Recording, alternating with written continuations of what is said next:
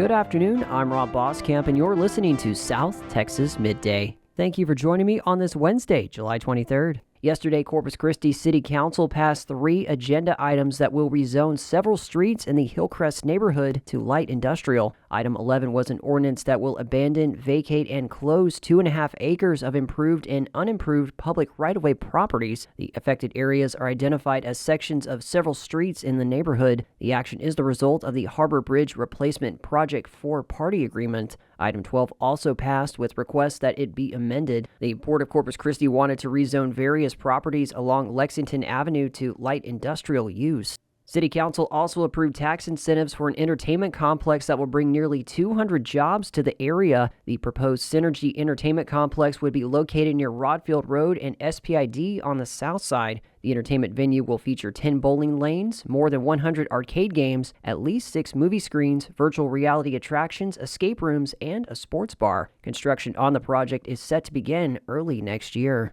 City Council also awarded a $5.48 million contract to JE Construction Services for the construction of a solid waste compost yard. The new facility will be located at the Sept Valenzuela landfill. The compost yard will be able to process 120,000 tons of mixed organics annually. It's estimated to save the city $500,000 to $1 million annually and provide a new revenue source. And discussion was also held over the Inner Harbor Water Desalination Project. The project has a $1.18 billion budget, up from $757 million initially. The project includes $95 million for Phase 1B and $52 million for Phase 2 design. The projected annual operating cost is $100.1 million, a 15% increase from initial estimates. The project aims to reduce reliance on the Owen Stevens plant, which faces deferred maintenance issues. The council debated the financial impact, noting a 76% increase in water rates over 6 years. Concerns from the community were raised about the cost, environmental impact, and the need for transparency in decision-making.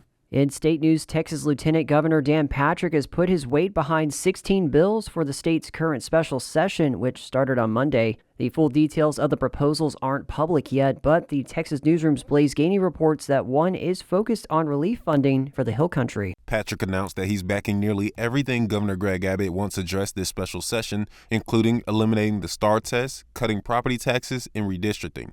Also on Patrick's priority list, Senate Bills 1, 2, and 3. They're aimed at improving the state's flood preparedness and emergency alert systems, plus providing relief funds for flood victims. But one idea the top Republicans seem disconnected on is THC. Patrick and the Senate are once again pushing a bill that would ban THC products, despite Abbott's veto of a similar bill last month. On Tuesday, a spokesperson for the governor said adults in Texas should only be able to access heavily regulated, non-intoxicating levels of hemp.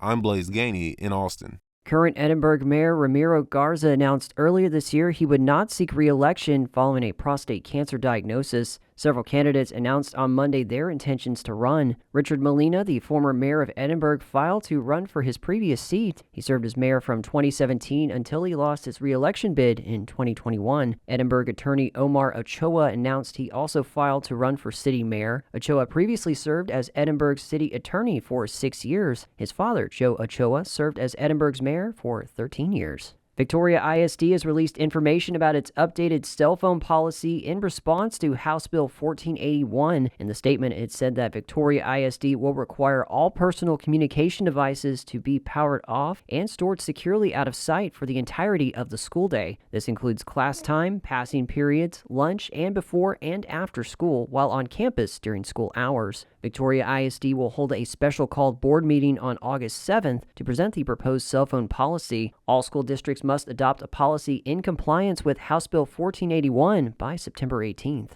A new Frontier Airlines flight is taking off from Corpus Christi this October, offering nonstop service to Denver. The flight leaves on Thursdays and returns Sundays with a travel time of 2.5 hours. In total, about 63,000 travelers a year go between the two cities, according to city officials. The flight is supported in part by a federal grant for small community air service, covering $400,000 of what the airline says it needs to make the route work. Frontier is asking for $1.2 million in revenue guarantees overall.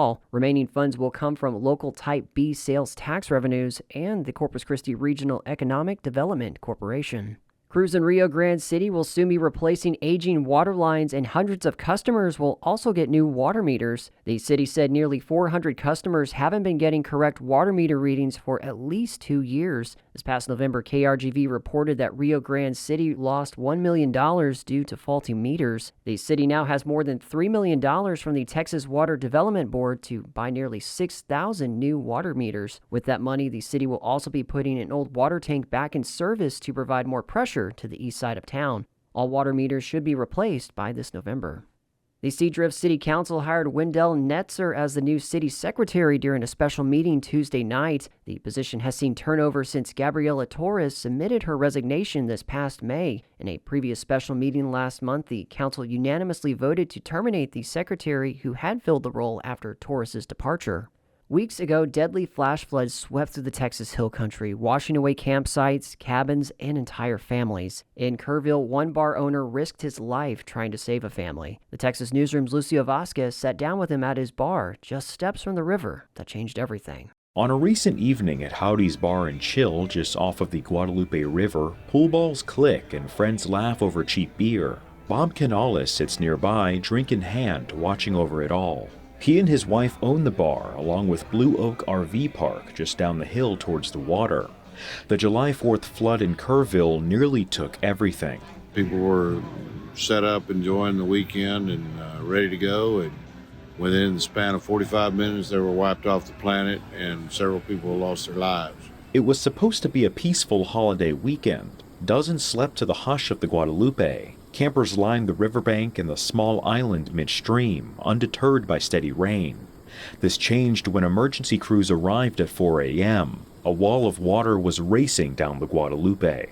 Bob and his wife Lorena ran into the rising river. It was just me and her knocking on the doors at that hour of the morning. People are in their deepest sleep. Most of the campers escaped, but John and Julia Burgess and their 2 young boys were trapped on the park's small river island. You're already knee-deep in water, and they were even deeper on the other side. Canales tried to reach them. He shouted to John across the raging current. And I said to the gentleman, "Throw me the baby." And I understand why he didn't do it, because what if the baby didn't make it? Canales pushed through the river, but the current caught him and swept him nearly 100 feet downstream. He clawed onto a retaining wall at the edge of the campground and pulled himself out. But by then, the Burgess family was gone. I remember seeing them standing by that tree you're looking at there with the lights on.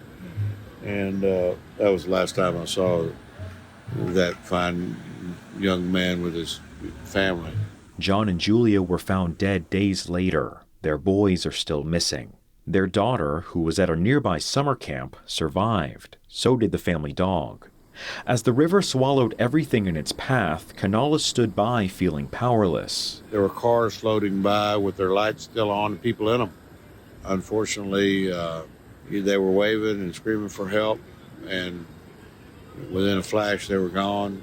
In the following days, the death toll would grow to more than 130. Canales would also learn of another unexpected loss. One of their kitchen workers, 27-year-old Julian Ryan, didn't make it. He died punching out a window so his mother, fiance, and kids could get out of their mobile home alive. He's a great guy. Came in, not only was he dishwasher, kitchen help, but he was a very good singer. He came to the karaoke. In the days after the flood, the bar's open sign flickered back on. The first karaoke night doubled as a memorial for Julian Ryan. It's been so important to have people return to a sense of normalcy. I think people see that we're going to survive this and we're going to get through it. Along one wall of the bar, a row of donations had begun to pile up. A shirt that read Kerrville Strong laid on a table. Bob Canales sipped a glass of red wine, staring out at the river that took so much and still runs just beyond the lights of the patio. I'm glad to be alive, and I'm glad my wife is alive, but I feel very, very sorrowful about the people we couldn't help.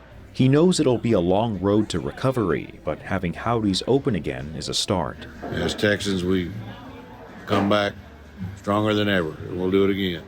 We owe that to the memory of the people that were lost. I'm Lucio Vasquez in Houston.